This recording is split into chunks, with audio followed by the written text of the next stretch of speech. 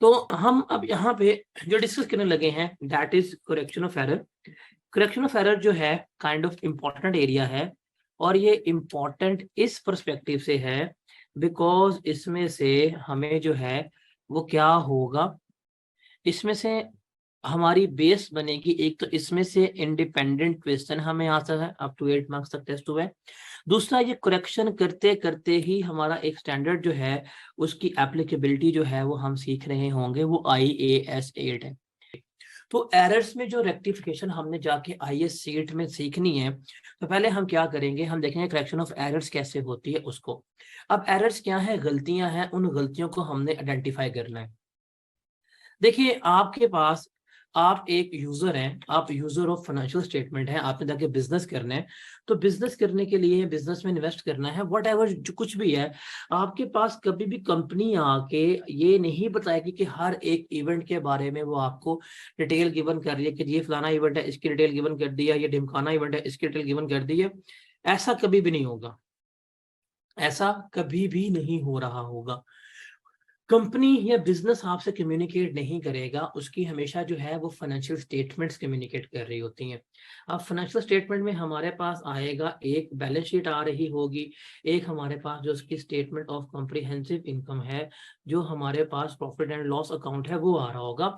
आपने इन्वेस्टमेंट करनी है, आपको प्रॉफिट चाहिए, आप यहाँ पे जाएंगे। आपने उसकी परफॉर्मेंस देखनी है, आपके पास क्या चाहिए, बैलेंस शीट चाहिए।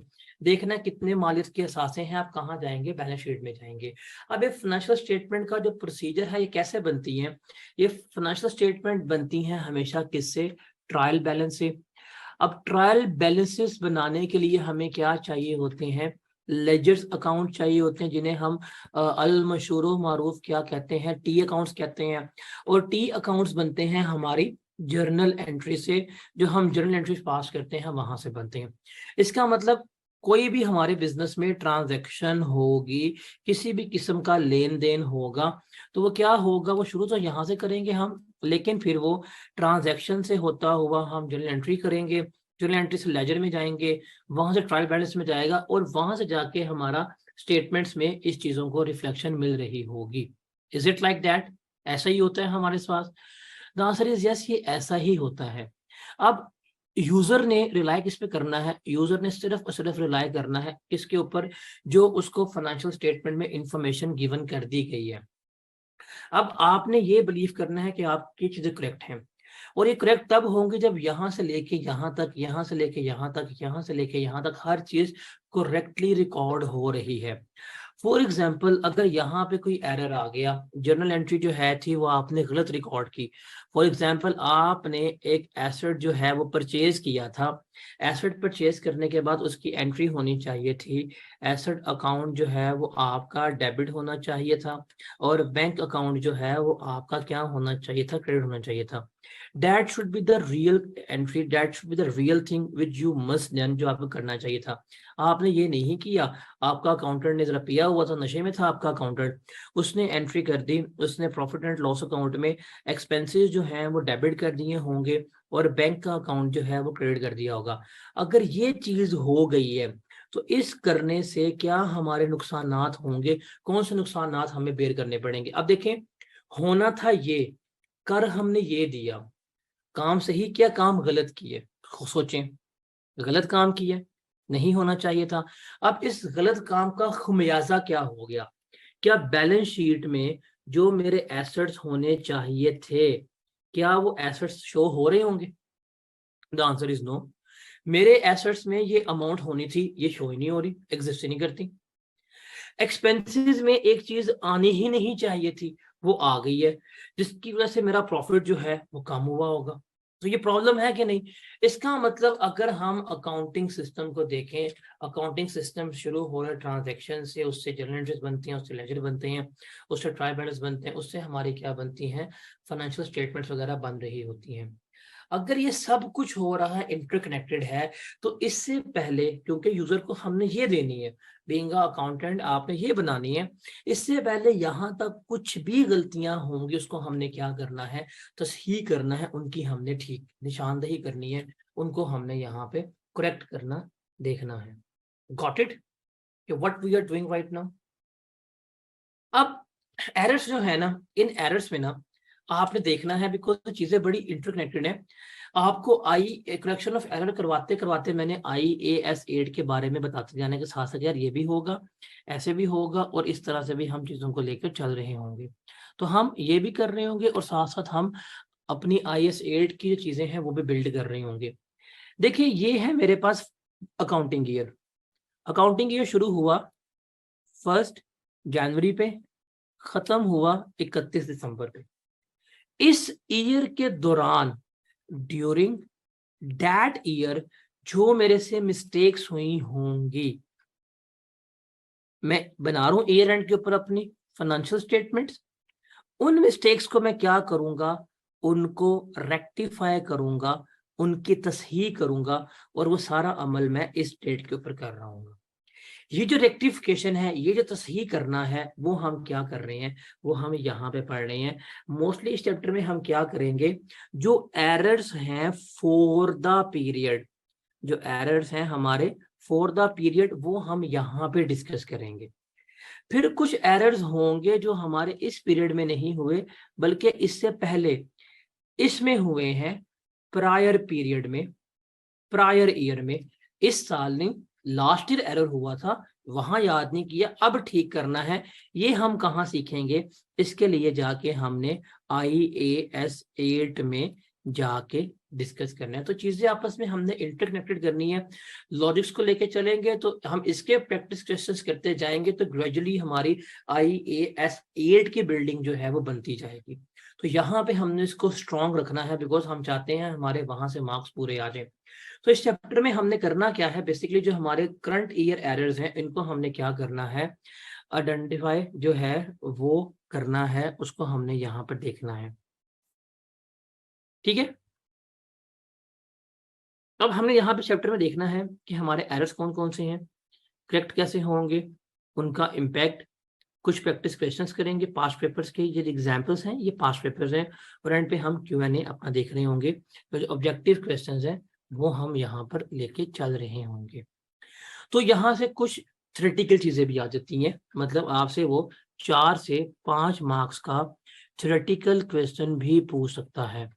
जब आपसे थ्योरेटिकल क्वेश्चन पूछा जाए, जब आपसे थ्योरेटिकल क्वेश्चन पूछा जाए, तो डोंट क्रैम, आप क्रैमिंग की तरफ ना जाइएगा, बल्कि क्या करना है, आपने इनको पढ़ना है, इनका लॉजिक डेवलप करना है, और लॉजिक डेवलप करने के बाद क्या करना है, आपने इसको अपनी वर्डिंग्स में लिखना है।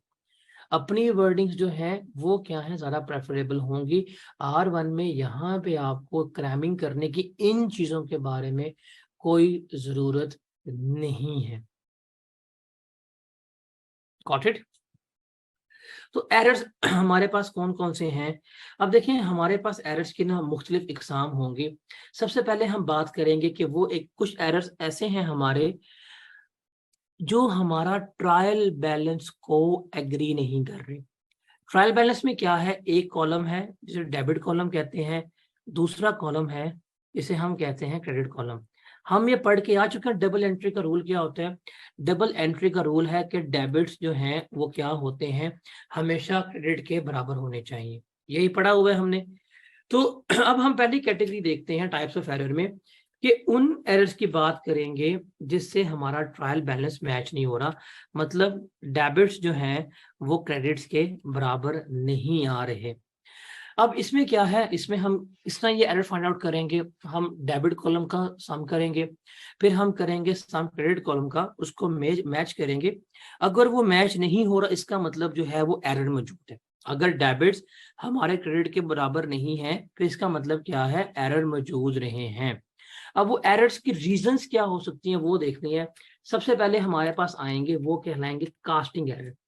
कास्टिंग करें क्या होता है कि आपने इंडिविजुअल अकाउंट में मिस्टेक कर दी है, या तो आपने अंडर कास्टिंग कर दी है या आपने ओवर कास्टिंग कर दी है।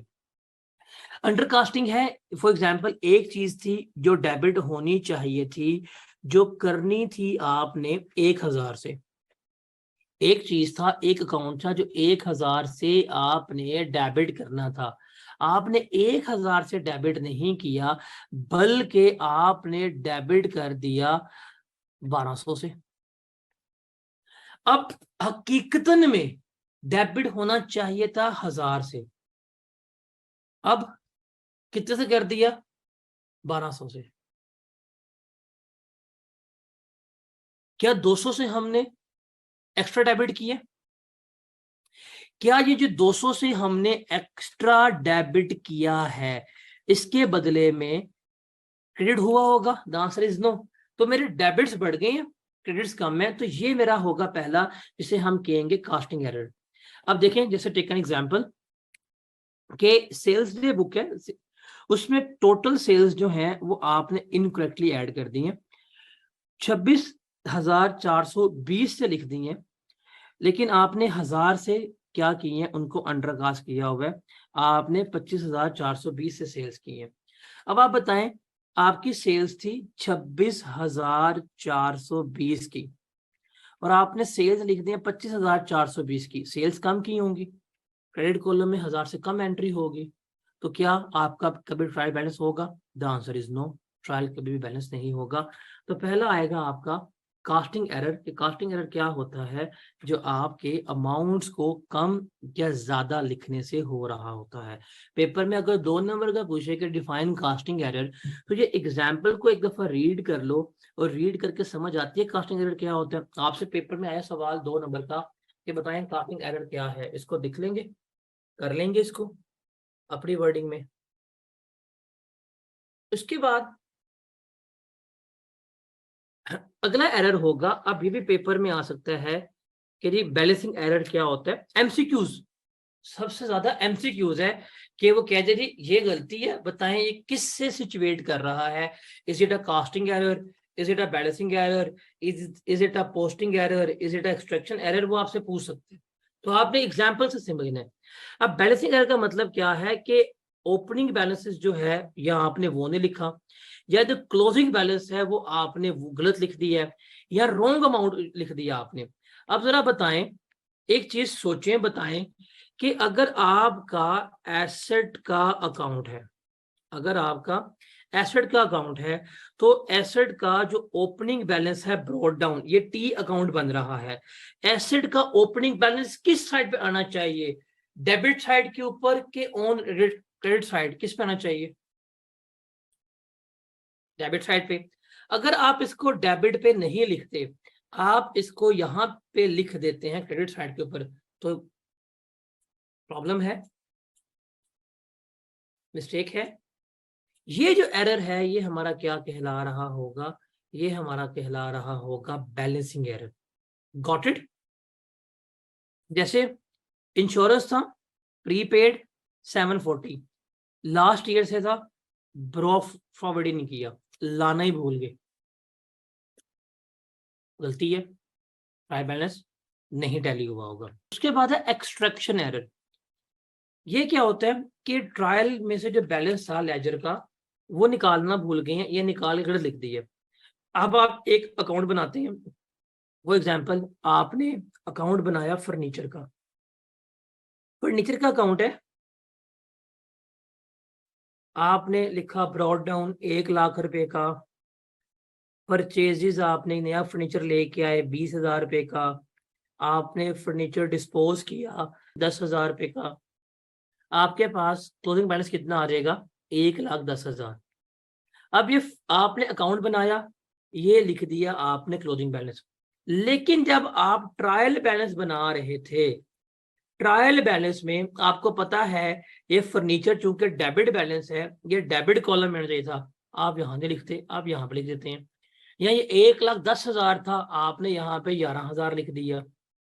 तो ये चीजें जो है वो क्या है, हम इसको यहाँ पे इस तरह से ट्रीट कर रहे होंगे।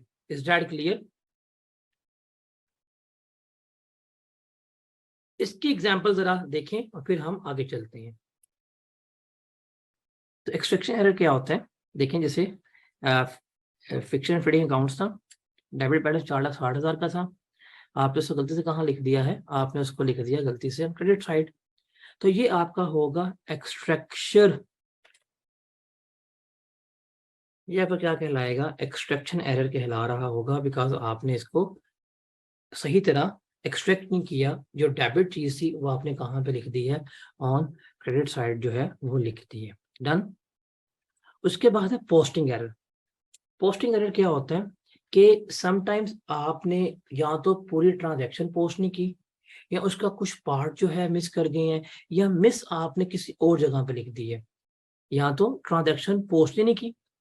एक डेबिट किया था आपने ₹1,00,000 से, आपने 10,000 डेबिट करीब 90,000 से डेबिट करना भूल गए हैं, या आपने डेबिट कर दिया बैंक को, क्रेडिट किसी और चीज से करना था वो किया नहीं है, या डेबिट करना था और आपने गलती से क्या कर दिया, क्रेडिट कर दिया, तो ये आपके पोस्टिंग एरर होते हैं। इसको करना है हमने फ्री। इस एग्जांपल देखते हैं। सैलरीज आपने पे की हैं 9,09,000 की, ये कैश बुक में करेक्टली रिकॉर्ड की गई है। इसका मतलब क्या है, कैश बुक में जब हम कैश बुक की एंट्री कर रहे थे तो कैश बुक में हमने 9,09,000 ही रिकॉर्ड किए हैं। लेकिन जब हमने सैलरीज अकाउंट में डेबिट करनी थी तो सैलरीज अकाउंट में हमने डेबिट करनी थी, बिकॉज अकाउंट था salaries debit, cash account credit. हमने कैश ठीक किया लेकिन सैलरीज भी हमने क्या कर दिए, क्रेडिट ही कर दिए, डेबिट नहीं की। तो ये हमारा क्या कहलाता है, पोस्टिंग एरर जो है वो कहला रहा होता है। Got it. तो इस तरह के एरर्स हैं वो आपसे पूछे जा सकते हैं, क्या है और क्या नहीं है, एमसीक्यूज में आ रहे होते हैं। उसके अलावा एरर जो पार्ट ऑफ ओमिशन है कि डबल एंट्री हमने जो है वो मेड कर दी है, लेकिन कोरस्पॉन्डिंग एंट्री जो है वो हमने नहीं की। For example single side entry हम कर रहे हैं, आप कैश को डेबिट कर देते हैं लेकिन किसी चीज को क्रेडिट नहीं करते। अब इसमें ना अक्सर बच्चे कंफ्यूज रहते हैं पोस्टिंग एरर में और एरर ऑफ पार्ट ओमिशन का, इसमें अक्सर रहती है कंफ्यूजन कि दोनों में डिफरेंस क्या है। अब देखिए पोस्टिंग एरर में क्या हो रहा था, आपने जब सैलरीज पे की हैं तो ये एंट्री थी आपकी, आपने कैश को क्रेडिट किया है, डन। डेबिट नहीं किया आपने, उसको भी क्या कर दिया, क्रेडिट कर दिया, तो डबल इम्पैक्ट आपने रिकॉर्ड किया और डबल ही रिकॉर्ड कर दिया आपने। अब पार्ट ओमिशन में क्या है, पार्ट ओमिशन में सिर्फ आपने सिंगल एंट्री पास की है, आपने डबल एंट्री पास ही नहीं की। आपने सेल्स की है, कैश डेबिट कर दिया, सेल्स को आपने लिखा ही नहीं है कि सेल्स क्या होती हैं क्या नहीं होता, वो आपने लिखा ही नहीं है, तो सिंगल एंट्री पास करेंगे तो ये क्या कहलाएगा, आपका एरर ऑफ पार्ट ओमिशन जो है वो कहला रहा होगा। उसके बाद आप डिफरेंट अमाउंट से भी एरर कर सकते हैं। आपने एक ही सेल्स की है, फॉर एग्जांपल आप कहते हैं कैश सेल्स ऑफ ₹9800, ये आपने सेल्स की है। अब इसकी एंट्री होनी चाहिए थी आपका कैश जो है that should be debited bye 9800, और जो आपकी सेल्स हैं that should be credited bye 9800। This should be the correct entry. लेकिन आपने क्या किया, आपने कैश को डेबिट कर दिया 8900 से और आपने सेल्स को कर दिया क्रेडिट 9000 से, तो दोनों आपने रॉन्ग अमाउंट से डेबिट और क्रेडिट किए हुए हैं, तो ये आपका क्या कहलाएगा, डिफरेंशियल अमाउंट का एरर कहला रहा होगा। अब ये देखें, ये वाला एरर हो जाए, ये वाला एरर हो जाए, आपका पोस्टिंग एरर हो जाए, एक्सट्रैक्शन एरर हो जाए, बैलेंसिंग एरर हो जाए, कास्टिंग एरर हो जाए, इन तमाम एरर से रिमेंबर आपका कभी भी ट्रायल बैलेंस नहीं होगा, डेबिट साइड कभी भी क्रेडिट के बराबर नहीं होगी। ये चीज जो है आपने याद रखनी है कि ये वो एरर्स हैं जिसमें से डेबिट साइड हमारी कभी भी नहीं होती। अब कौन कौन से हैं आप लिख सकते हैं। नंबर 1, आप इसका एंड पे स्क्रीनशॉट ले लीजिएगा। हमारे पास आएगा सबसे पहले कास्टिंग एरर, नंबर 2 पे आएगा हमारे पास बैलेंसिंग एरर, नंबर 3 पे हमारे पास आएगा एक्सट्रैक्शन एरर, नंबर 4 पे आ रहा होगा हमारे पास पोस्टिंग एरर, और नंबर 5 पे आ रहा होगा एरर ऑफ पार्ट ओमिशन।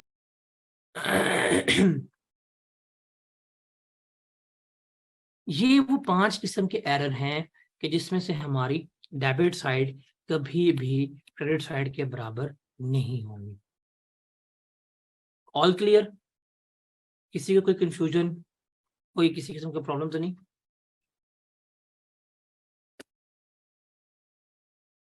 अब हम देखने लगे हैं कि एरर्स हैं, लेकिन इन एरर्स की वजह से हमारा ट्रायल बैलेंस जो है वो मैच हो रहा है। मतलब जब हम ट्रायल बैलेंस में डेबिट के कॉलम का सम करते हैं वो, और जब हम क्रेडिट कॉलम का सम करते हैं वो, ये दोनों जो है हमारे बराबर आते हैं, लेकिन जो है इसमें एरर है। अब ये कैसे है? फॉर एग्जांपल आप जाते हैं, आप जाके परचेज करते हैं फर्नीचर,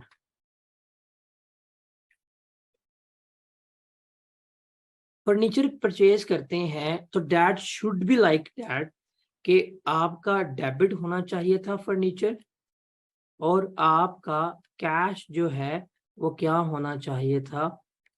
क्रेडिट। ये होना चाहिए था। आप एसेट को डेबिट नहीं करते, लेकिन आप एक्सपेंस को डेबिट कर देते। अब इससे क्या होगा? करना डेबिट ही था, लेकिन किसी और चीज को डेबिट कर दिया है, तो आपके डेबिट तो बराबर ही आए हैं, आपका ट्रायल बैलेंस बराबर ही हुआ है, गलती कुछ नहीं होगी, बैलेंसिंग हो गई है, बट गलती जो है हमने क्या करनी है? आइडेंटिफाई करनी है। जैसे कि एग्जांपल, आपने सैलरी पे की है, डेबिट करनी थी सैलरी, वो यहाँ पे शो होनी थी, आप सैलरी को डेबिट नहीं करते, आप डेबिट किसे कर देते हैं? आप डेबिट कर देते हैं रेंट को, तो डेबिट ही किया है। अब ट्रायल जो है वो क्या होगा? आपका बैलेंस हुआ होगा, लेकिन एरर जो है वो क्या है? आपका नजर आ रहा होगा कि ये क्या है? आपका एरर है। तो हमने अब ये एरर्स को तलाश करना है और इनको हमने रेक्टिफाई करना सीखना है। ठीक है। अब इसमें सबसे पहला आएगा एरर, और एरर ऑफ ओमिशन। ओमिशन का मतलब क्या होता है? भूल जाना, लिखना ही नहीं, कंप्लीटली फॉरगेट। एक चीज थी, वो डेबिट भी होनी थी और आपने क्रेडिट भी करनी थी, ना डेबिट की है ना क्रेडिट की है, इंक्लूड ही नहीं किया आपने। अगर आपने उसको इंक्लूड ही नहीं किया, तो क्या ट्रायल बैलेंस में ये चीज आई होगी? फॉर एग्जाम्पल, आपने रेंट पे किया और रेंट की एंट्री पास नहीं की, रेंट पे किया और रेंट की आपने एंट्री ही पास नहीं की, तो इसका तो कोई इफेक्ट ही नहीं आया। आपके डेबिट से बैलेंस है, आपका क्रेडिट बैलेंस है, ये है आपका एरर ऑफ ओमिशन। इसमें क्या है कि अकाउंटिंग एंट्री जो है वो भूल जाते हैं। अब देखें, आपने परचेजेस की, तो परचेजेस की थी तो आपको करना चाहिए था परचेजेस अकाउंट डेबिट, और जो पेएबल्स था, उधार पे था, वो होना चाहिए था आपका credit. This should be done, ये होना चाहिए था, आपने किया ही नहीं है। जब किया ही नहीं है, तो ना 4.5 लाख से कुछ डेबिट हुआ, ना 4.5 लाख से कुछ क्रेडिट हुआ, तो trial balance, but this is a mistake. Okay. उसके बाद है हमारे पास error of commission. Error of commission क्या होता है कि आपने अमाउंट तो ठीक लिखी है, अकाउंट भी ठीक है, बट इंडिविजुअल अकाउंट जो है वो गलत है। मतलब अमाउंट थी ₹1,00,000, लाख ही लिखी, अमाउंट होनी थी डेबिट, डेबिट ही की है, लेकिन किसी और अकाउंट में कर दी है। अब आप परचेजेस करके आते हैं, डेबिट किया आपने परचेजेस को, आपने सामान था परचेज किया ABC एंड को से, तो it should be like that, purchases account debit और ABC अकाउंट जो है वो क्या होना चाहिए था? हमारा क्रेडिट होना चाहिए था। आप गलती से क्या कर दिया? आपने डेबिट परचेजेस किया ABC के अलावा, आपने ATC को कर दिया। अब क्या हुआ है? अमाउंट भी ठीक है, ट्रीटमेंट भी ठीक है, बट अकाउंट जो है वो गलत हो गया है। अब इसमें भी जो चीज होनी थी क्रेडिट, वो क्रेडिट ही हुई है, उस पर कोई फर्क नहीं पड़ा, बट ट्रायल भी हमारा बैलेंस आ रहा है, बट ये गलती है। इसे हम क्या कहते हैं? कमीशन कह रहे होते हैं। अक्सर ना कमीशन में और कमीशन में जनता जो है वो कंफ्यूज रहती है, कंफ्यूज आ जाते हैं। आपके कंफ्यूजन खत्म हुई इसमें से कि ओमिशन और कमीशन में अगर कंफ्यूजन हो जाए तो इसमें कंफ्यूज होने की बात नहीं है। अब है कंपनसेटिंग एरर। कंपनसेटिंग एरर में जो है हमने देखना है क्या है क्या नहीं। अब कंपनसेटिंग एरर का मतलब क्या है कि दो गलतियां हो गई हैं, लेकिन वो क्या कर रही हैं, एक दूसरे को बैलेंस आउट कर रही हैं। गलतियां कितनी हुई हैं, 2 और मोर देन 2, गलतियां हुई हैं 2 या उससे ज्यादा, लेकिन वो क्या है, उसका टोटल इंपैक्ट ये है कि वो एक दूसरे को कंपनसेट कर रही है। अब ये एग्जाम्पल से समझिए कंपनसेटिंग एरर को, कि ये आपकी थी करेक्ट एंट्री, आपने परचेजेस की 4.5 लाख से डेबिट, और आपने पेएबल क्या कर दिया था, अपना क्रेडिट कर दिया था। परचेजेस अकाउंट डेबिट, पेएबल जो है क्रेडिट, ये ठीक होना चाहिए था। फिर सैलरी स्पेस की, salary expense debit, bank account credit, ये बिल्कुल ठीक था, ये होना चाहिए था। आपने क्या किया है, आपने परचेजेस करनी थी डेबिट 450 से, आपने 450 डेबिट कर दी है। पेबल जो है आपने क्रेडिट करने से 450 से, आपने इसको किया 450 से कर दी है। सैलरी जो है वो आपने इससे डेबिट कर दी, इससे क्रेडिट कर दी। अब आप इसका सम करें जरा। ओरिजिनल एंट्री में अगर आप डेबिट्स करते हैं तो डेबिट का सम कितना बनेगा, ओरिजिनल एंट्री में अगर आप सम ऑफ डेबिट करें 4,50,000 जमा 999, कितना बनेगा ये, 14,99,000,000। आप यहां पे भी जमा करके बताएं, क्या इसका जवाब 14,99,000 नहीं आता। अब दोनों का जवाब बराबर आ रहा है, बट ये क्या है, एरर तो है, कंपनसेटिंग एरर है, कि दोनों गलतियां हुई हैं, लेकिन गलतियां वो क्या कर गई हैं, एक दूसरे को कंपनसेट कर गई हैं। तो ये हमारा क्या कहलाता है, कंपनसेटिंग एरर कहला रहा होता है। ठीक है, गॉट इट, समझ आ गई कि दोनों गलत, लेकिन दोनों गलतियां हैं मजमूई तौर के ऊपर ठीक है, बट हकीकी तौर पे दोनों चीजें हैं हमारी गलत हैं।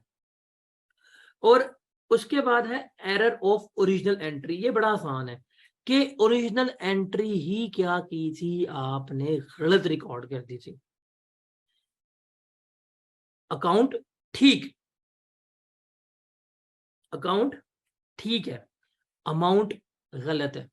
परचेजेस की 4.5 लाख से डेबिट की और 4.5 लाख से क्या किया आपने, क्रेडिट, ये होनी चाहिए थी। आप डेबिट कर देते हैं 540 से और 540 से ही करते हैं क्रेडिट। अब अकाउंट भी ठीक है, ट्रीटमेंट भी ठीक है, बट जो अमाउंट है वो अमाउंट आपने गलत है। ये है आपका एरर ऑफ ओरिजिनल एंट्री कहला रहा होगा। समझ लग गई। उसके बाद है कंप्लीट रिवर्सल ऑफ एंट्री। इसमें क्या है, अकाउंट भी ठीक है, अमाउंट भी ठीक है, बट साइड्स गलत हो गई हैं। जैसे आपने डेबिट करना था परचेजेस को और पेएबल्स होने चाहिए थे आपके क्रेडिट, ये होना चाहिए था, दैट शुड बी डन। आपने क्या किया, उल्टा कर दिया। आपने क्या किया है, आपने उल्टा काम कर दिया। आपने क्या कर दिया, आपने जो परचेजेस थी उसको आपने क्या कर दिया, क्रेडिट कर दिया, और पेएबल्स जो हैं वो double. It is just like that कि ऐसे करना था, ऐसे करना था और ऐसे कर दिया, वो है ना ये वाला सीन। तो ये क्या कहलाएगा आपका, ये error of reversal of entries जो है वो कहला रहा होगा। ठीक है, यहां तक कोई मसला है तो बताएं। अब हम चलते हैं आगे, और अब हम आगे बात करते हैं कि एरर्स को तो हमें लग गया पता, एरर्स का हमें पता लग गया। अब नेक्स्ट क्वेश्चन जो आता है, जो नेक्स्ट हमारे पास सीन शुरू होते हैं कि हमने इस एरर्स की करेक्टिंग कैसे करनी है, करेक्शन कैसे होगी, उनको हमने किस तरह गलतियों की तस्हीह करनी है, उसके बारे में। अब इसमें सबसे पहले हम बनाते हैं सस्पेंस अकाउंट बनाते हैं। अब सस्पेंस अकाउंट क्या होता है, बेसिकली सस्पेंस अकाउंट एक टेम्परेरी तौर के ऊपर हमने क्या किया होता है, हम टेम्परेरी तौर के ऊपर अकाउंट बनाते हैं। हमें कोई चीज़ अभी सर्टेन नहीं है, सफिशिएंट इंफॉर्मेशन वगैरह मौजूद नहीं है, तो हम क्या करेंगे, हम टेम्परेरीली क्या करेंगे, सस्पेंस अकाउंट जो है वो बना लेंगे। और हम इसको ऐसा टेम्परेरी अकाउंट के तौर पर ट्रीट कर रहे होंगे। फिर जैसे जैसे हमें सफिशिएंट इंफॉर्मेशन वगैरह मिलती जाएंगी, हम क्या करते जाएंगे, सस्पेंस अकाउंट को उसके मुताबिक ट्रीट करते जाएंगे। जब तमाम हम एडजस्टमेंट्स वगैरह कर लेंगे तो हमारा सस्पेंस अकाउंट का बैलेंस जो है वो आ जाएगा कितना बनता है, और वो हमने नील करना होता है।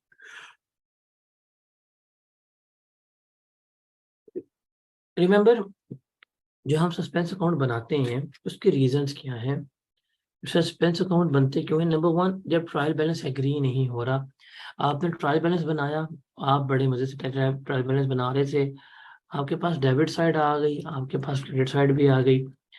जब आपने डेबिट और क्रेडिट को जमा किया लेकिन आपने देखा कि ये दोनों आपस में बराबर नहीं आ रहे, अब जहां भी डिफरेंस आ रहा होगा भी आपको रिकंसिलिएशन में मसला हो रहा है, गलती आइडेंटिफाई भी नहीं हो रही, तो आप सस्पेंस अकाउंट डाल के क्या करेंगे, उसको बैलेंस कर रहे होते हैं। तो नॉर्मली जब ट्रायल बैलेंस एग्री नहीं हो रहा होता तब सस्पेंस अकाउंट की जो है क्रिएशन की जाती है। जैसे कि ट्रायल बैलेंस था, टोटल डेबिट 97,000 के थे बट क्रेडिट 94,000 के थे। अब 3 का डिफरेंस आ रहा था, तो वो हमने किसको चार्ज कर दिया, वो हमने सस्पेंस अकाउंट को चार्ज कर दिया। ये टेम्परेरी अकाउंट होता है जो हमने बनाया होता है। अब इसमें ये क्या, एक अकाउंट बन गया, अब हमें पता सस्पेंस अकाउंट है बना हुआ है। अब हम जाएंगे उस एरर को तलाश करेंगे, जब एरर रेक्टिफाई हो जाएगा तो सस्पेंस अकाउंट हमारा खत्म हो जाएगा। तो नॉर्मली जब ट्रायल बैलेंस जो है, जब ट्रायल बैलेंस हमारा एग्री नहीं कर रहा होता, जब ट्रायल बैलेंस हमारा एग्री नहीं कर रहा होता, उस वक्त क्या होती है, उस वक्त सस्पेंस अकाउंट की क्रिएशन जो है वो की जा रही होती है। और दूसरा, जब हमारी एंट्री के बारे में श्योर नहीं है कि एंट्रीज कौन सी थी, भूल गए हैं, वाउचर्स नहीं मिल रहे, तब भी हम क्या करते हैं, अननोन एंट्री को ट्रीट करने के लिए भी हम क्या करते हैं, सस्पेंस अकाउंट को डाल रहे होते हैं। अब सस्पेंस अकाउंट है, सिंगल एंट्री मेंटेन कर रहा था, समझ नहीं आ रही, तो क्या करेगा, तो हर चीज जो है वो सस्पेंस अकाउंट में चार्ज करता जाएगा। हर चीज जो है वो जो उसको समझ नहीं आ रही एडजस्टमेंट की, किसका पार्ट बना लेगा, वो सस्पेंस अकाउंट का पार्ट बना रहा होगा। जैसे फॉर एग्जांपल, एक बुक कीपर ने नोटिस किया कि कस्टमर जो है उसने क्रेडिट ट्रांसफर किया है 4 साढ़े 4 लाख का इन बैंक स्टेटमेंट को। उसे ये पता है कि यार बैंक स्टेटमेंट में जो है वो आ गया है, बैंक स्टेटमेंट में सारा कुछ जो है वो मौजूद है, पैसे आ गए। अब ये इनसे नहीं लग रहा पता कि यार पैसे किसने दिए हैं, बैंक तो डेबिट हो गया, जब कस्टमर कौन था जो उसको नहीं लग रहा पता, तो क्या करेगा, वो बैंक का एंट्री तो पास करनी है जिस दिन पैसे आए हैं, तो बैंक अकाउंट जो है वो डेबिट कर देगा और सस्पेंस अकाउंट जो है वो क्या हुआ होगा, क्रेडिट हुआ होगा। लेटर ऑन जब उसको लग जाएगा पता कि किस कस्टमर ने पैसे दिए हैं, तो फिर वो क्या करेगा, देन वो सस्पेंस अकाउंट को डेबिट करेगा और उस कस्टमर को जिसने पेमेंट की है उसको क्रेडिट कर देगा। तो दिस इज द वे, ये वे है, ये तरीकाकार है जिसके मुताबिक क्या हो रहा होता है, चीजों को हम लेकर चल रहे होते हैं। दिस इज द वे जिसके मुताबिक हम क्या करते हैं, हम चीजों को लेके चल रहे होते हैं। तो 2 रीजंस हैं जिसको हम लेके चलते हैं। नाउ अब क्वेश्चन इज दैट, तो हमें लग गया पता एरर्स क्या हैं, किस तरह से चल रहे होते हैं। अब अप्रोच क्या होनी चाहिए हमारी एरर्स को करेक्ट करने के लिए, उसको देखना है। और फिर हम अब आगे पास्ट पेपर क्वेश्चंस की तरफ साथ ही मूव कर जाएंगे, और अब हमने साथ साथ पास्ट पेपर्स भी इसके शुरू करने हैं। तो करेक्शन ऑफ एरर्स को अप्रोच रेक्टिफाई करने के लिए क्या होती है, देखिए इसमें सबसे पहले ना आपने 3 कॉलम वर्किंग बना लेनी है। अगर पेपर में सवाल आया तो आपने क्या करनी है, 3 कॉलम वर्किंग बना लेनी है। सबसे पहले आप करेंगे एक कॉलम जिसमें होगी रॉन्ग एंट्री, मतलब जो उसने इस पेपर में गिवन किया रॉन्ग एंट्री पास करो अगर एंट्रीज का सवाल है। फिर देखो ओरिजिनल एंट्री क्या होनी चाहिए थी, फिर क्या देखना आपने कि ओरिजिनल एंट्री आपकी क्या होनी चाहिए थी। उसके बाद आप साथ ही क्या करेंगे, आप एक रेक्टिफाइंग एंट्री पास करेंगे। इस बेसिस के ऊपर क्या किया जाएगा, हर चीज आपकी ठीक हो रही होगी। तो ये चीजें जो है इस वे में हमने क्या करनी है, डील करनी है। तो 3 बातें कि रॉन्ग एंट्री क्या है, मतलब देखना है कि हमने क्या चीज गलत की है, गलत को आइडेंटिफाई करना है। क्या चीज असल थी वो देखनी है, और एंड पे हमने क्या करना है उसको रेक्टिफाई करना है। जैसे टेक एन एग्जांपल कि सेल्स रिटर्न जो है 800 की, वो हमने करेक्टली रिकॉर्ड कर ली है रिसीवेबल्स अकाउंट पे,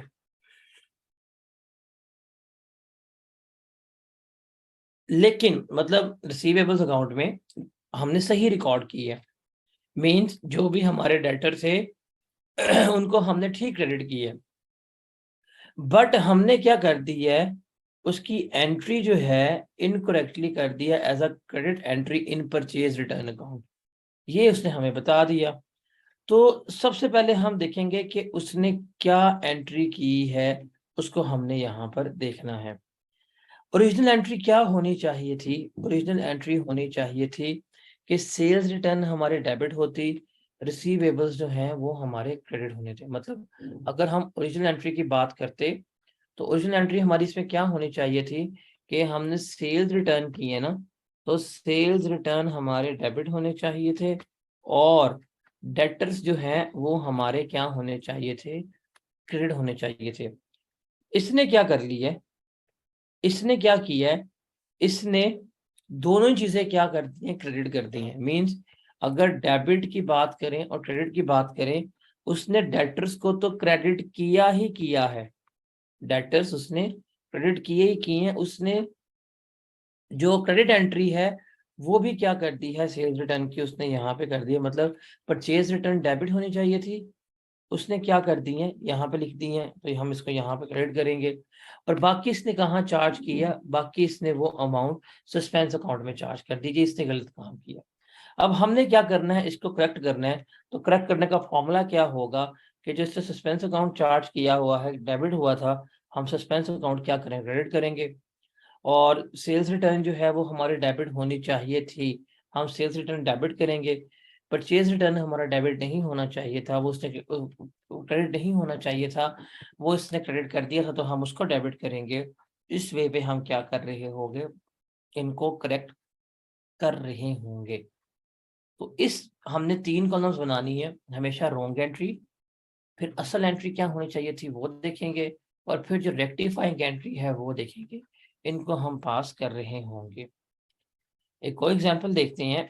कहता है जी, in a sales day book the column for total sales had been added up incorrectly, कि सेल्स डे बुक में जो हमने टोटल सेल्स की हैं इनका कॉलम हमने इनकरेक्ट ऐड किया था।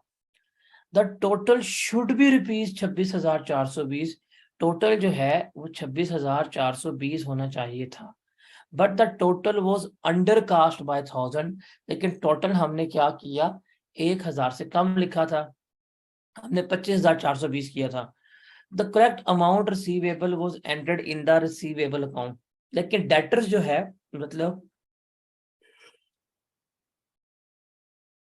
वो हमने सही रिकॉर्ड किए हैं, सेल्स हमारी अंडर कास्ट है। हमने क्या करना है, हमने इसकी अब करेक्ट एंट्री जो है वो क्या करनी है? पास करनी है। अब देखिए असल एंट्री क्या होनी चाहिए थी कि सेल्स हमारी हुई क्रेडिट, बिकॉज सेल्स 26,420 की थी, और डेटर जो है वो हमारे डेबिट हुए। This was the original entry. इसने क्या किया है, इसने रिसीवेबल्स तो ठीक डेबिट की है, उसमें गलती नहीं की, लेकिन सेल्स इसने 1,000 से कम क्रेडिट की है, और जो बैलेंसिंग अमाउंट थी वो इसने किसको चार्ज कर दी है? सस्पेंस अकाउंट को चार्ज कर दी है। तो ओरिजिनल एंट्री ये थी, इसने क्या की है, इसने पास की है रॉन्ग एंट्री। अब करेक्ट क्या करेंगे? सस्पेंस अकाउंट हम डेबिट कर देंगे, मतलब यहाँ पे क्रेडिट हो गया, इसको हमने यहाँ पे डेबिट किया, और सेल्स हमारी 1,000 से क्या हो गई है? क्रेडिट हो गई है, तो ये मेरी क्या कहलाएगी? करेक्ट एंट्री कहला रही होगी।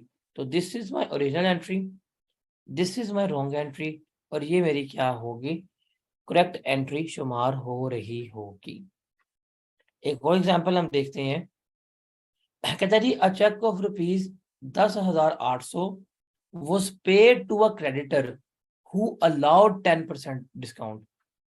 हमने एक क्रेडिटर जिससे उधार पे सामान लिया था, उसने उससे 10,800 का चेक पे किया, उसने हमें 10% कैश डिस्काउंट दिया।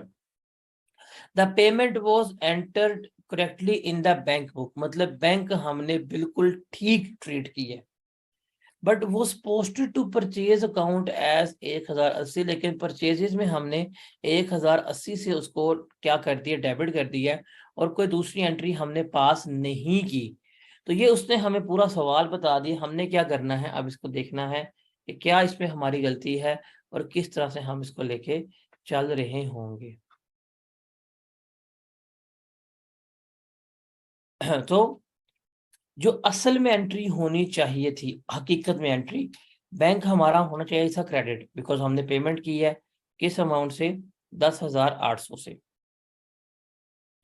क्रेडिटर से, क्रेडिटर ने हमें 10% डिस्काउंट दिया था, तो हमें क्या करना चाहिए था, उसको हमने क्रेडिटर को डेबिट करना था। अब यहाँ पे ये 10,800 जो है, जो हमने पेमेंट किया, ये डिस्काउंट के बाद है, तो ये रिप्रेजेंट कर रहा है 90% को। आप इसको 90 पे डिवाइड करेंगे, 100 से मल्टीप्लाई करेंगे, तो आपके पास क्या आ जाएगा, टोटल अमाउंट आ जाएगी। टोटल अमाउंट कितनी बनती है,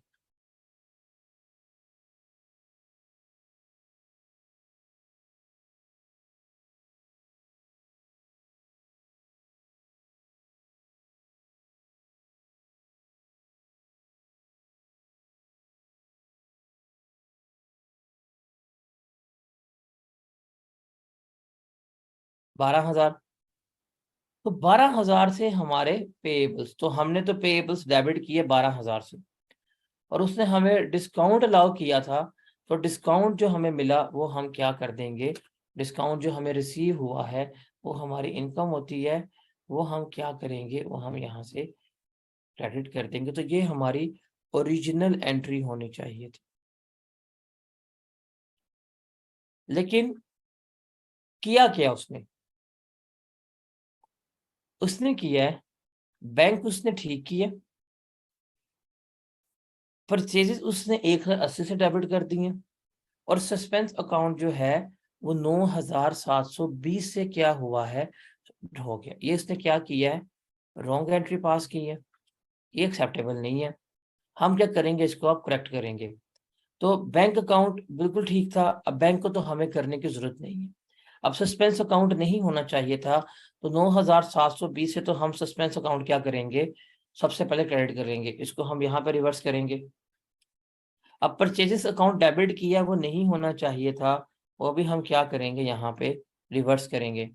अब चूंकि हमें डिस्काउंट रिसीव हुआ है, वो हमारी इनकम है, डिस्काउंट रिसीव जो है वो भी हम क्या करेंगे, यहाँ पर क्रेडिट करेंगे। तो 3 क्रेडिट हो गए, और डेबिट किसे कर देंगे, हम ट्रेड पेबल्स को कर देंगे। तो ये मेरी क्या है, ये मेरी करेक्ट एंट्री क्या हो रही होगी, रिकॉर्ड हो रही होगी। Got it. एक और देखते हैं, कहते हैं सेल्स कमीशन जो है थी वो 3500 की थी, वो हमने पे कर दी है। सेल्स कमीशन 3500 की हमने पे कर दी है, but credited twice, once in the bank account and again in the commission account. कि उसने क्या किया, बैंक को भी क्रेडिट कर दिया और कमीशन अकाउंट को भी क्रेडिट कर दिया। हालांकि होना क्या चाहिए था, पेमेंट की है, बैंक अकाउंट हमारा होना चाहिए था क्रेडिट, और कमीशन अकाउंट जो है ये हमारा होना चाहिए था डेबिट, बिकॉज ये हमारी सेलिंग कॉस्ट है। ये था हमारा क्या, क्रेडिट, और ये debit. This is the original entry, ये होनी चाहिए थी। इसने क्या किया, बैंक को भी क्रेडिट किया, सेलिंग कॉस्ट को भी क्रेडिट किया, और सस्पेंस अकाउंट क्या कर दिया, डेबिट कर दिया। हम क्या करेंगे, रिवर्स करेंगे।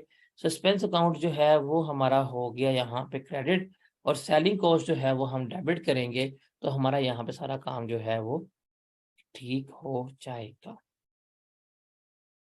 एक और एग्जांपल देखते हैं हम, जैसे जी good costing ₹10,000 were taken by the owner for personal use. Drawings हैं ये बात किसकी हो रही है, ड्राइंग्स की। ड्राइंग्स हमारा एक्सपेंस होता है, ड्राइंग्स डेबिट होती हैं, और जो कैप परचेजेस वगैरह जो भी चीज होती है, कैश वगैरह, वो क्या होगा, क्रेडिट होगा। And goods worth ₹2,000 were use for office repair, और ऑफिस के लिए 2,000 की गुड्स इस्तेमाल हुई है। However, these recordings were omitted. ये की नहीं है उसने। अब हालांकि ओरिजिनल एंट्री क्या होनी चाहिए थी, ड्राइंग्स जो हैं वो हमारी होनी चाहिए थी डेबिट, कितने से थे, 10,000 से, रिपेयर्स 2,000 से होनी चाहिए थी, और चूंकि ये गुड्स हैं ये इस्तेमाल करनी थी, इन्वेंट्री का पार्ट थी, परचेजेस जो हैं वो हमारी 12,000 से क्रेडिट होनी चाहिए थी। दिस शुड बी डन, इसने किया ही नहीं है, ये एरर ऑफ कंप्लीट ओमिशन ने किया ही नहीं है, तो हम क्या कर देंगे, हम इस एंट्री को पास कर देंगे। अब यहाँ पे देखा जाए, यहाँ पे एरर हुआ था, रेक्टिफाई कर लिया, यहाँ पे एरर हुआ था, रेक्टिफाई कर लिया, यहाँ पे एरर हुआ था, रेक्टिफाई कर लिया, यहाँ पे हम रेक्टिफिकेशन कर रहे थे, बट यहाँ पे तो गलत काम ही नहीं हुआ। जब गलत काम ही नहीं हुआ तो हम उसको फिर जो एंट्री पास नहीं की वो कर देंगे। तो this is the way to correct entries. आपने सारा क्या करना है, आपने ये 3 कॉलम बनाने हैं, एक होगा रॉन्ग का, एक होगा राइट का, मतलब राइट का, और एक होगा आपके पास रेक्टिफाइंग का। ये 3 कॉलम बनाने हैं, इसमें वर्किंग करनी है, और आपने क्या करना है, आपने इसको फिर रेक्टिफिकेशन कर देनी है।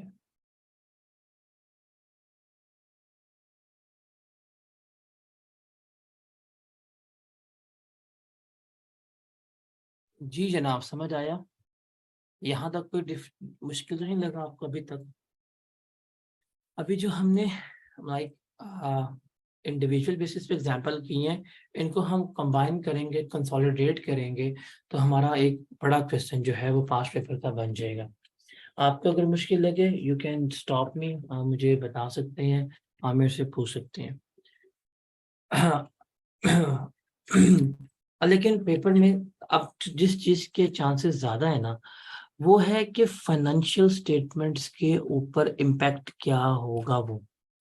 अब देखिए, फाइनेंशियल स्टेटमेंट के ऊपर जो है वो प्रॉफिट है। हमने क्या करना है, हमने एरर्स का इम्पैक्ट देखना है प्रॉफिट के ऊपर, कि प्रॉफिट गलतियां होने से। अब एक चीज बताएं, चले हम एरर्स को ना जनरलाइज करते हैं। आपने एरर्स की हैं, एरर्स 2 तरह की हैं, ठीक है। एक एरर ऐसे हैं जिससे आपका एक्सपेंस जो है इंक्रीज हो गया, एक एरर ऐसा है जिससे आपका एक्सपेंस डिक्रीज हो गया। एक एरर ऐसा है जिससे आपका एक्सपेंस इंक्रीज हो गया, एक एरर ऐसा है जिससे आपका एक्सपेंस डिक्रीज हो गया। अब एक्सपेंस डिक्रीज हुआ हुआ तो हमारा प्रॉफिट क्या होगा, इंक्रीज हुआ होगा। अगर खर्चा हमने कब रिकॉर्ड कर दिया तो हमारा प्रॉफिट क्या हो गया होगा, ज्यादा हो गया होगा। अगर हमने खर्चा ज्यादा रिकॉर्ड कर दिया है तो प्रॉफिट हमारा क्या हुआ होगा, कम हुआ होगा। ऐसे ही है, जैसे फॉर एग्जांपल डेप्रिसिएशन थी ओरिजिनल, वो थी 10,000 की। अगर आप डेप्रिसिएशन रिकॉर्ड कर लें 8,000 की, तो तब आपका प्रॉफिट जो है वो 2,000 से बड़ा होगा। अगर आप डेप्रिसिएशन रिकॉर्ड कर लें 12,000 की, तब आपका प्रॉफिट जो है वो क्या हुआ होगा, 2,000 से कम हुआ होगा। अब जब आप रेक्टिफिकेशन करेंगे तो इस रेक्टिफिकेशन का आपने याद रखना है, रेक्टिफिकेशन करेंगे, अगर ये गलती है तो इस गलती को जब हम सुधारेंगे, जब हम एक्सपेंस को रीस्टेट करेंगे, तो यहाँ पे प्रॉफिट हमारा क्या हो जाएगा, कम हो जाएगा। और जब यहाँ पे हम एक्सपेंस को रीस्टेट करेंगे तो यहाँ पे हमारा प्रॉफिट क्या होगा, ज्यादा हो रहा होगा। तो ये चीज हमने क्या करनी है, हमने देखना है क्या है और क्या नहीं। अब इसमें भी ना जब एरर्स होते हैं, एरर्स की भी मुख्तलिफ इकसाम हमें मिलती है, मतलब इकसाम कह सकते हैं इम्पैक्ट के लिहाज से। इम्पैक्ट के लिहाज से एरर्स जो है वो 2 तरह के हैं हमारे पास। एक है वो एरर्स जो मटेरियल है, और दूसरे हैं वो एरर्स जो हमारे पास क्या है, जो हमारे इमटेरियल है। मटेरियल एरर्स का मतलब क्या है कि ये गलती कंसिडरेबल है, इमटेरियल का मतलब है कि गलती निग्लिजिबल है, इसको सिर्फ बता दो, सही करने की जरूरत नहीं है। फॉर एग्जाम्पल आपने 1 मिलियन की मशीन परचेज की, ठीक है, उसके लिए एक स्विच लेके आए हैं और स्विच आया 2000 का, इस 2000 को आपने रिकॉर्ड नहीं किया, तो क्या ये इम्पैक्ट के हिसाब से मटेरियल तो नहीं है ना, इससे इतना प्रॉफिट जो है वो मैटर नहीं करेगा। लेकिन एक मशीन थी वो 15 लाख की थी, उसके लिए आप एक एक्स्ट्रा मोटर लेके आए थे वो 2 लाख की थी, इसको आपने अगर रिकॉर्ड नहीं किया तो ये मटेरियल है। तो हमें देखना पड़ेगा कि जो एरर्स हैं वो मटेरियल हैं कि नहीं है, उसको हमने क्या करना है, रिकॉर्ड करना है। ये आपने 4-5 बातें जो है ना, जब भी आप रेक्टिफिकेशन करनी है और जब भी आपने इनका इम्पैक्ट कैलकुलेट करना है, ये 4-5 बातें जो हैं वो क्या करना है, वो हमने रिकॉर्ड करना है। वो कौन कौन सी है, देखते हैं हम उसको। नंबर 1 के जो भी इनकम के अकाउंट होंगे, इनकम के अकाउंट, अब इनकम के अकाउंट हमारे पास बेसिकली आ रहे होते हैं रेवेन्यू के, गेन्स के, ये आ रहे होते हैं। और जो भी एक्सपेंसेस के अकाउंट है, रेंट, सैलरी, ये चीजें, इन्हें हम क्या कहते हैं, नॉमिनल अकाउंट, इन्हें हम क्या कहते हैं, नॉमिनल अकाउंट कहते हैं। रिमेंबर, जो नेट प्रॉफिट होगा वो इंक्रीज होगा due to all nominal account जो हमने क्रेडिट किए हैं करेक्टिंग एंट्री में। मतलब एक चीज डेबिट हुई थी वो गलत ही थी, अब हमने उसको सही किया तो सही करके क्रेडिट कर रहे हैं, तो इनको क्रेडिट करने से प्रॉफिट इंक्रीज होगा, इनको डेबिट करने से प्रॉफिट जो है वो डिक्रीज हो रहा होगा। उसके अलावा रिमेंबर, ग्रॉस प्रॉफिट जो है वो भी नॉमिनल अकाउंट से इंक्रीज या डिक्रीज हो रहा होगा कॉस्ट ऑफ सेल की मूवमेंट की वजह से, और ग्रॉस प्रॉफिट रेवेन्यू जो है वो डिक्रीज होगा अगर वो कॉस्ट ऑफ सेल्स वगैरह जो है वो डेबिट हो रहे हैं।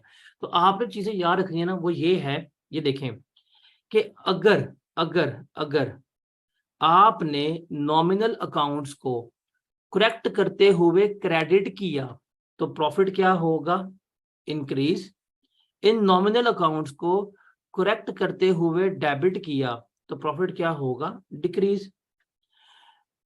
अगर कॉस्ट ऑफ सेल्स हो गई या रेवेन्यू चीजें रिलेटेड जो हैं, अगर वो क्रेडिट हो रही हैं तो प्रॉफिट हमारा इंक्रीज होगा, और अगर ये डेबिट हो रही हैं तो प्रॉफिट क्या होगा, हमारा डिक्रीज हो रहा होगा।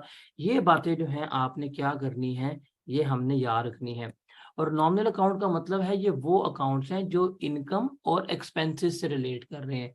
देखिए, एसेट का अकाउंट है, प्लांट का, मशीनरी का, लोन का, ये नॉमिनल अकाउंट नहीं है। नॉमिनल अकाउंट कौन से कहलाएंगे हमारे, जैसे फॉर एग्जांपल सैलरी का, रेंट का, सेल्स का, ये नॉमिनल अकाउंट है। इनमें मोस्टली गलतियां होती हैं और इन गलतियों का ट्रीटमेंट जो है वो हम इस तरह से कर रहे होंगे।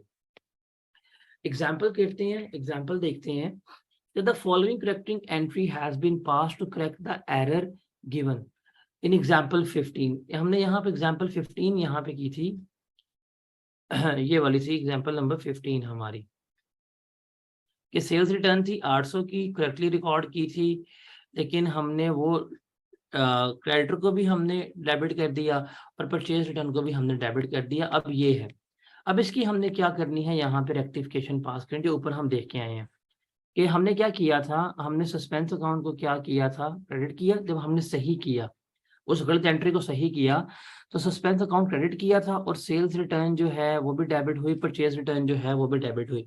अब ये सेल्स रिटर्न हो गया, परचेज रिटर्न हो गया, ये दोनों कौन से हैं, नॉमिनल अकाउंट है। और इस नॉमिनल अकाउंट की वजह से क्या हो रहा है, जब हम करेक्ट कर रहे हैं तो करेक्टिंग एंट्री मेरी क्या है, क्रेडिट है। तो करेक्टिंग एंट्री जितने से क्रेडिट होगी, मेरा प्रॉफिट भी क्या होगा, इतने से इंक्रीज हो रहा होगा। ठीक है, सॉरी, डिक्रीज हो रहा होगा, इंक्रीज बोल दिया।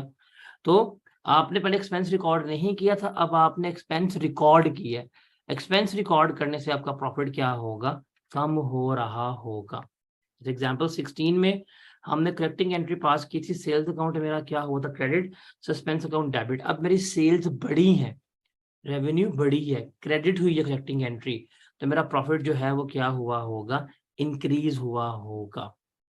एक और एग्जाम्पल देखते हैं, एग्जाम्पल नंबर 17 की जो हमने करेक्ट एंट्री पास की थी वो ये था कि हमने ट्रेड पेएबल्स जो हैं वो डेबिट किए थे, डिस्काउंट रिसीव क्रेडिट हुआ था, परचेजेस जो हैं वो भी क्रेडिट हुई थी, और सस्पेंस को हमने रिमूव किया था। अब इसका इम्पैक्ट क्या होगा, अब देखें, हमने क्रेडिट क्या किया है उसको देखना है।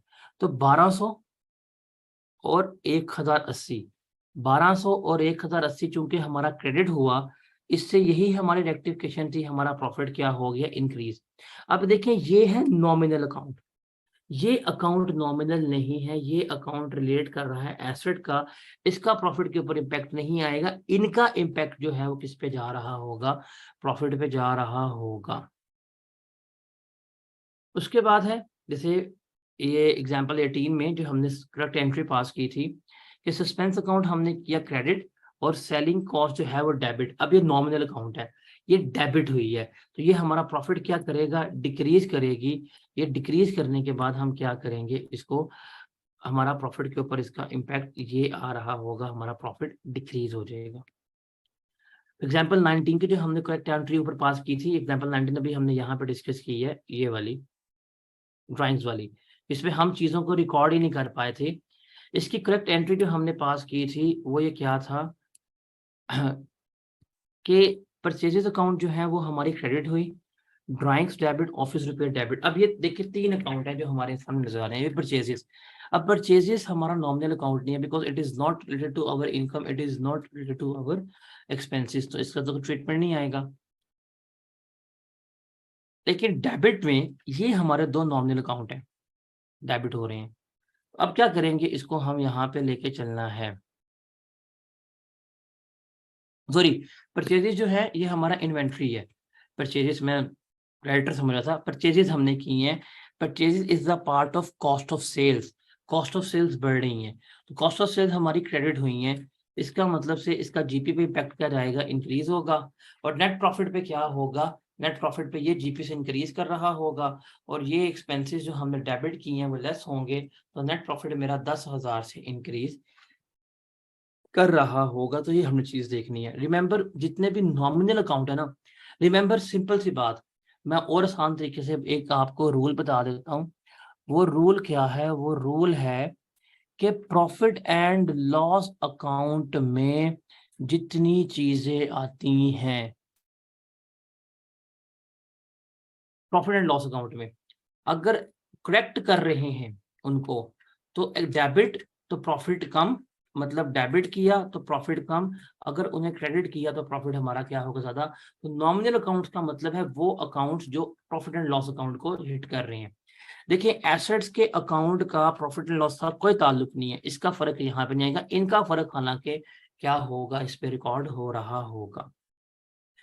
पेपर में हमारे पर्सपेक्टिव पे जो ज्यादा इंपॉर्टेंट चीज है that is revised profit calculation, कि हमने रिवाइज प्रॉफिट की कैलकुलेशन करनी है, वो इंपॉर्टेंट है। ये आपको 6 नंबर का, आपको 8 नंबर का ये सवाल आएगा कि रिवाइज प्रॉफिट जो है मुझे कैलकुलेट कर दो। इसमें हम करेक्ट भी कर रहे हैं, प्रॉफिट भी रिवाइज कर रहे हैं। देखते हैं इसको, कहता है जी a book keeper in error recorded the purchases cost of a new item of equipment as rupees 36,000 when it should have been 360, कि उसने इक्विपमेंट लिया 3,60,000 का, लेकिन वो कितने पे है, 36,000 पे है। A draft profit of rupees 25,60,000 for the period was calculated before the discovery of error। हमने एरर से पहले ही ये क्या किया था, एक ड्राफ्टेड प्रॉफिट बना दिया था। दिस इंक्लूड डेप्रिसिएशन ऑफ 10%, और इसने हमने इक्विपमेंट में 10% जो डेप्रिसिएशन थी वो हमने क्या की थी, वो हमने रिकॉर्ड किया था।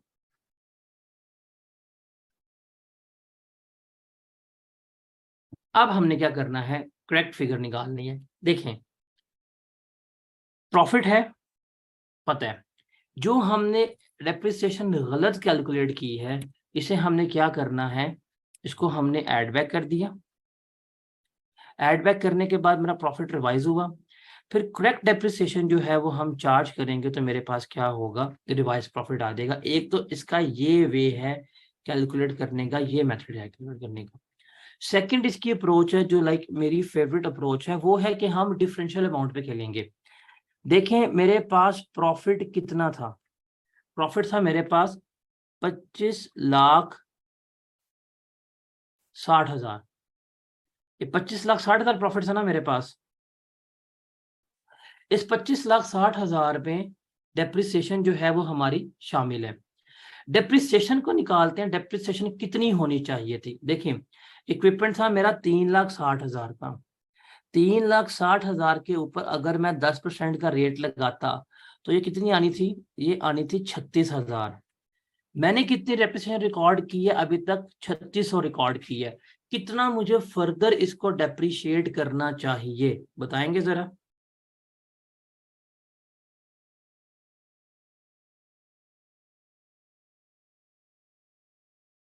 32,400, 32,400 से हम क्या करेंगे, फर्दर डेप्रिसिएशन जो है वो लेस करवा देंगे।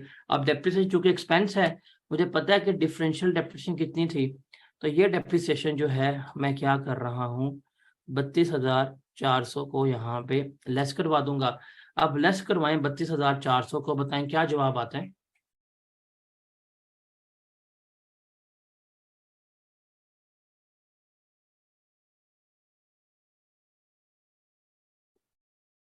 टू 527,600।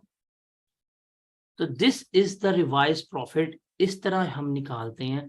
अब देखें ये एक बिला वजह कि यदि पहले ऐड बैक करो फिर हम लेस करवाएं, तो जब मुझे पता है कि यार गलती है ही इतनी थी, तो मैंने क्या किया, डायरेक्टली उसी गलती को मैंने क्या कर दिया है, रेक्टिफाई कर दिया है। ये ठीक है। एक और देखते हैं कि बुक कीपर ने एरर किया है, वो 60,000 रुपए का, उसने न्यू मशीन की कॉस्ट रिकॉर्ड थी, उसको रिपेयर एंड मेंटेनेंस में डाल दिया। मतलब एक चीज जो मशीन की थी कैपिटलाइज होनी चाहिए थी, वो उसमें रिपेयर एंड मेंटेनेंस में डाल दिया। जब प्रॉफिट कैलकुलेट किया वो कितना था, 30,000 था। एरर से पहले कैलकुलेट किया, मशीनरी पर डेप्रिसिएशन जो है वो 20% है, विद फुल ईयर डेप्रिसिएशन जो हमने चार्ज करनी है, इसका करेक्ट फिगर हमने निकालनी है। अब देखें ड्राफ्ट प्रॉफिट जो है ना, प्रॉफिट, इस सवाल की वजह से जो मेरा मतलब सजेस्टेड वे जो है उसमें हम देखते हैं कि प्रॉफिट जो है वो कितना था। गलत प्रॉफिट उसने हमें कितना दी है, उसने हमें कहा कि गलत प्रॉफिट जो है वो मेरा कितना है, 3 लाख का है। हमने कहा ठीक है, मसला ही कोई नहीं। अब उसने ये 60,000 रुपया रिपेयर के तौर पर रखा हुआ है, ये रिपेयर तो नहीं था, ये उसने लेस किया हुआ है। तो हम क्या करेंगे, हम इसको, ये लेस नहीं होना चाहिए था, हम इसे क्या करेंगे, 60,000 को ऐड बैक करेंगे, बिकॉज एक्सपेंस है ही नहीं था। तो इसका एडजस्टेड प्रॉफिट आ जाएगा 3,60,000। इस 3,60,000 रुपए में से हमने क्या करनी है, हमने डेप्रिसिएशन लेस करनी है। अब प्लांट है मेरे पास कितना, 60,000 का, बिकॉज प्लांट की वैल्यू थी। प्लांट की डेप्रिसिएशन कितनी है मेरे पास, 20% है, तो ये बनेगा 6,000, 12,000 डेप्रिसिएशन जो है मैं आपको इसमें से लेस करवा दूंगा। मेरे पास जो रिवाइज्ड प्रॉफिट आ जाएगा वो कितना होगा, 3,48,000 जो है ये मेरा क्या कहलाएगा, रिवाइज प्रॉफिट कहला रहा होगा। तो इस तरह से हम क्या कर रहे होते हैं, प्रॉफिट्स की रिवीजन कर रहे होते हैं।